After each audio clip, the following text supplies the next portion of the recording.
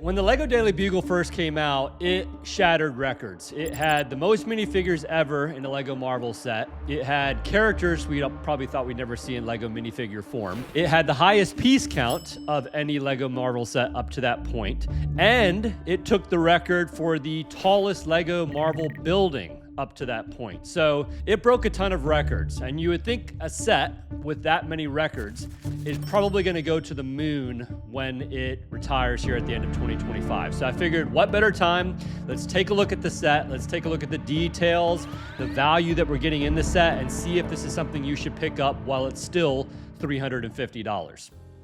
The Daily Bugle has become an iconic building in the Spider-Man comics ever since it was first introduced back in 1963. LEGO did try to recreate the building with this Daily Bugle Showdown from 2013, which was cool, but pretty bare, and for me, it honestly left a lot to be desired in my opinion. LEGO decided to go all in with this new version of the Daily Bugle, and it definitely shows in my opinion, starting with the massive lineup of 25 minifigures that we get with this set. Let's go ahead and start with looking at the least expensive minifigure in the set, and then we will work our way up to the most expensive. First, we're going to get Amber Grant. She's kind of like a freelance photographer, often dealing with the Daily Bugle with some of her freelance work. We also get Betty Brant here. She is the personal secretary for J. Jonah Jameson. Aunt May is next, and I am really glad that she was added to this set. I love Aunt May. I love the plate of cookies that she gets here with the minifigure. Obviously, she's Peter Parker's aunt. Moving on to the next minifigure, we get Bernie the cab driver. I can't find him in any of the Marvel comics, so I'm assuming this is probably just like a fictional character made up by LEGO, but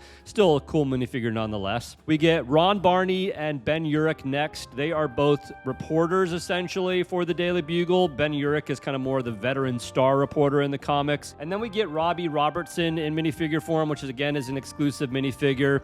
I'm also really glad that they added this one to the set. Moving on to the next one here, which is Gwen Stacy. She is obviously the classmate and primary love interest of Peter Parker. Cool minifigure. And then we get just the regular old Peter Parker, which I'm also glad that we got him. This is an exclusive minifigure.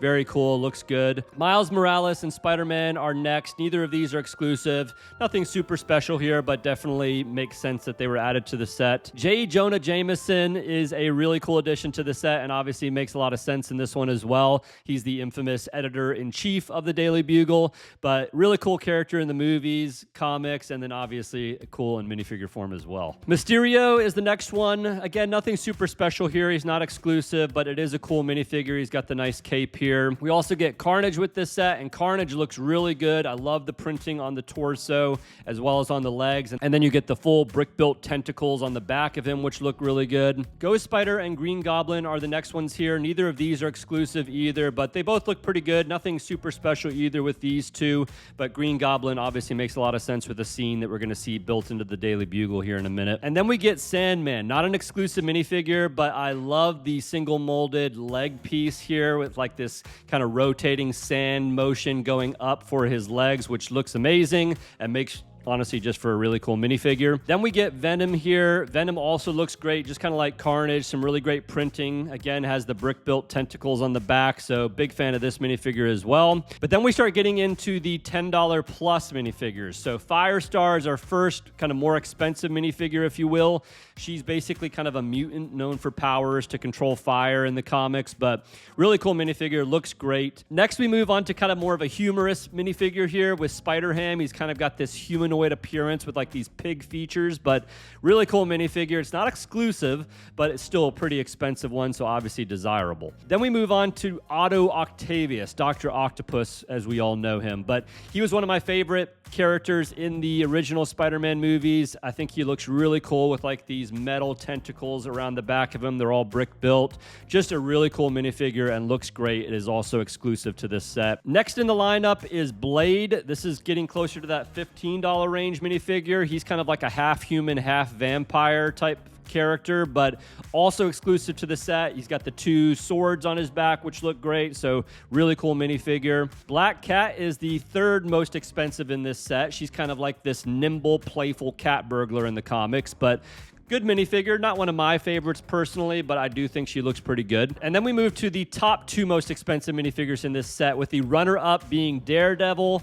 This is an amazing minifigure. I never thought we'd see him in Marvel minifigure form, but here he is. He looks amazing. I love the pop of red. I love the logo Daredevil on his chest there. The red eyes look amazing. Just all in all, just a really cool minifigure. But then we got to go to the one that's the most expensive, and that is going to be the Punisher. Again, another minifigure I never thought we'd see in LEGO Marvel form, but here he is. I love the printing on the torso itself. He's got multiple guns, which is kind of surprising, but I guess it's technically fantasy. But all in all, this is an incredible minifigure. Definitely an expensive, exclusive minifigure, but a great one for this set to round out the list of 25. Some great characters in LEGO minifigure form. The value's not bad at all either. So the value on these is going to come in right around like $180, which is not as good as like some of the other sets, like the Avengers Tower. The value there is somewhere in that $260 to $280 for, I think, 31 minifigures in that set. And then the Mos Eisley, which has somewhere in the 20, if I'm not mistaken, that one minifigures come in around $275 to $300. So it's not up to the level of those two sets, but it's still a fantastic value at $180 for a $350 set. Moving over to the build experience, though, I have to be honest. When I first saw the Daily Bugle set at release, it really didn't jump out to me like the Avengers Tower did. Don't get me wrong, I thought it looked good, but it just didn't blow me away for some reason. Going into the build of the set, I was kind of hoping my initial impressions would change just a little bit. The minifigures were definitely awesome as part of the build experience, and I really liked the way they were spread throughout each of the 16 bag steps. We do get 2 full sticker sheets in the set. They're pretty large sticker sheets, unfortunately, but the set does make up for just a little bit with all the cool Easter eggs and details that we get as you're kind of building out the different steps. Bags 1 through 5 had me building out the base of the tower, where there is some very nice street detailing. We see a few of our New York City friends that you commonly see, and then even a few surprises here. I love the use of this sand green hot dog that is in the trash can, along with the newsstand up front here, throwing some shade at our boy Spidey. Moving inside, underneath the Daily Bugle entry sign, we find a nice big lobby with a really cool looking desk, and then we also get a vending machine over in the corner, just like we saw with the Avengers Tower. I will say, though, I did like the look of the Avengers Tower one a little bit better. We also get a massive TV screen up top here in the rafters, which I thought was pretty cool. And then if you want to stage the lobby with a little bit of villain battle damage, you can completely remove this section of the wall, which is a pretty nice play function. Now, LEGO also did decide to include this yellow taxi, which I think is really true to form, and I'm actually really glad that they did add it, because it definitely gives you that feel of New York City.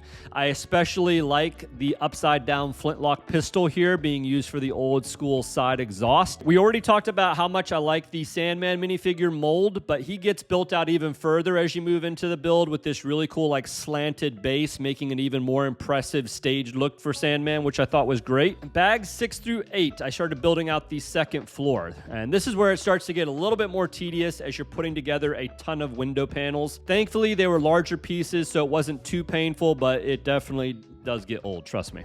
The outside red fire escape also starts to come together in these steps, which is a nice pop of color on a very plain gray building for the most part. The front panel of this floor has a large TV broadcasting screen attached to the front of it, which actually wraps around the side, which I thought was pretty cool. And then you can remove this entire wall and panel to get access to the interior. The second floor here is technically kind of the news reporter floor. You get some healthy refreshments in the corner here with some caffeine. We get a bunch of desks with all kinds of news screens and articles plastered all over the walls. And then 2 notable things here that I thought was especially cool was this iconic green lamp sitting over here on the desk that's basically in miniature form, and then also this miniature water cooler. Bags 9 through 11 have you building out the third floor, and yes, even though you still continue to put windows together and build out these window panels, I still definitely felt like it was a very fresh build and exciting build as I went along because of the kind of the modular building process. The third floor window is also a lot more exciting with this dynamic scene of Green Goblin smashing out of the window just like we saw in the movie. The designers here did an amazing job with the ball and socket joints to kind of hold all the different window sections in place at these weird angles as if they're kind of breaking outward. Inside on the third floor, we have Peter Parker's office, which makes sense with a nice portrait of Spider-Man up on the wall, which that's definitely not significant at all. There's also this small kind of bare area outside his office door with his camera,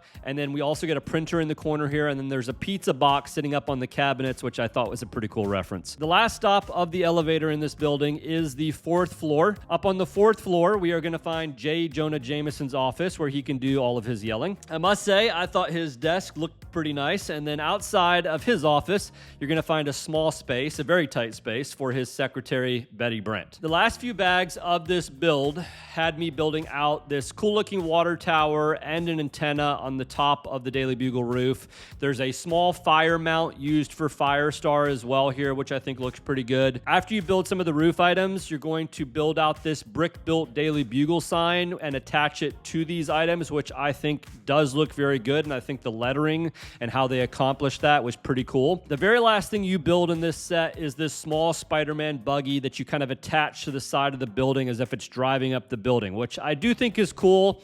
I probably could have done without it. I don't think it really adds a lot to this build, but it's a fun little build. Before we close up the build experience, the last thing I want to highlight here is all the way back at the bottom of the model, and that is these 1x2 bricks with these Technic pinholes, basically making this building modular compatible, which you probably already knew.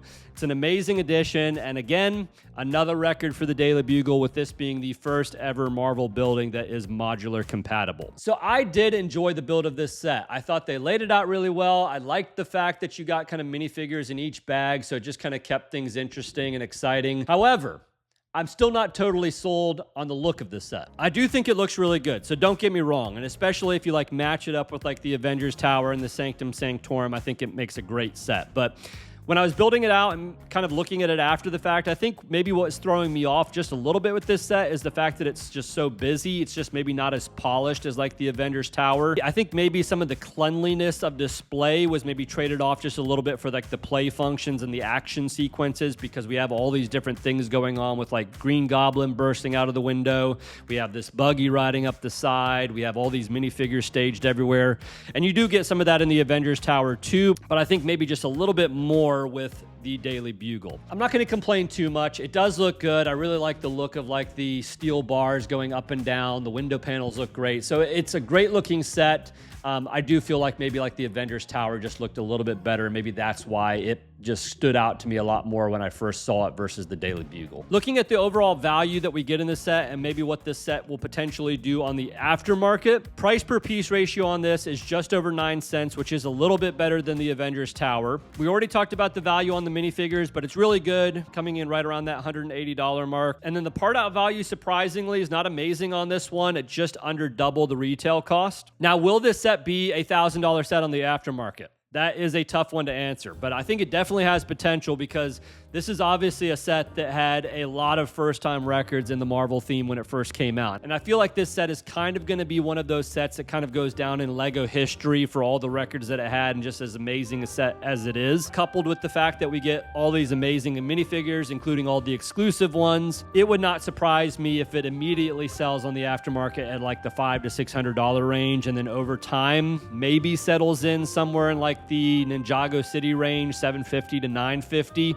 Again, hard to say. I could be wrong, but I do feel like this set has a lot going for it, and I think it is going to go for a premium price tag after retirement. Now, on that note, I put up the typical poll on YouTube asking you all whether you like or do not like the LEGO Daily Bugle, and it seems like the overall majority of you thought the set was pretty solid, with Rachel J saying 100% alike, and then even Kingdom of Bricks calling this set a true masterpiece. But granted, not everyone in the comment section felt favorably towards this set, with XARZ Golden saying that LEGO should stop producing sets for adults that are over 200 pounds. With all that said, though, this set's not going to be for everybody, but the majority of people did vote favorably for the set, and most people do seem to like the set overall. So after looking at all the different parts that make up this set, should you buy the set for $350 before it retires? This is where the set falls in all the graded categories, which gives the final grade on the set an 86 out of 100. That's going to put this set into the must-buy category, which, given all the amazing records that this set broke in its time on the shelves and when it first came out,